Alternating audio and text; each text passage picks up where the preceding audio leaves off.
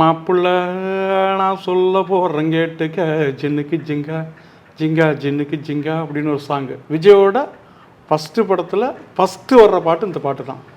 அதில் அந்த செகண்ட் சரணத்தில் பார்த்தீங்கன்னா, காந்தி பிறந்ததும் நேரு பிறந்ததும் பேரு புகழ் பெற்று மேலே உயர்ந்ததும் நெஞ்சில் இருக்குது சொல்ல துடிக்குது நீ கேளு, மண்ணிலே வந்ததும் கொள்கை இருக்கணும் வாழ்ந்து முடிச்சதும் பேரு நிலைக்கணும் இந்த நினைப்பது என்றும் இருக்கணும் நெஞ்சோடு, கல்வி கண் தந்த காமராஜர் போல புரட்சி பல செய்யும் எம்ஜிஆர் போல. இந்த பாட்டை எதை மனசுல வச்சு எழுதுனீங்க? ஏன்னா அன்னைக்கு அவருடைய முதல் படம், அது விஜய் சார் முதல் படம். இன்னைக்கு அவர் எந்த இடத்துல இருக்காரு, அவருடைய அரசியல் குறித்து எப்படிலாம் பேசுறாங்கன்னு உங்களுக்கு நல்லாவே தெரியும். இந்த பாட்டை அன்னைக்கே எழுதிருக்கீங்களே சார். இப்போ சார் கூட இப்படி நீ அரசியலா எழுதியான்னு கூட சொல்லலை. பட் அதை அசரீரியா அதை நான் எழுதக்குள்ள சார்னு அந்த மாதிரி 2வது சரணம் இருந்தால் நல்லா இருக்கும் அப்படின்னு எழுதுனா அது சார் ஓகேன்னு சொல்லிட்டாரு. அது இப்போ அவருக்கு அந்த அரசியல் இப்போ பேசக்குள்ள அது கனெக்ட் ஆகுது. அந்த ஃபஸ்ட்டு படத்தில் எழுதுனா இப்போ கனெக்ட் ஆகுது.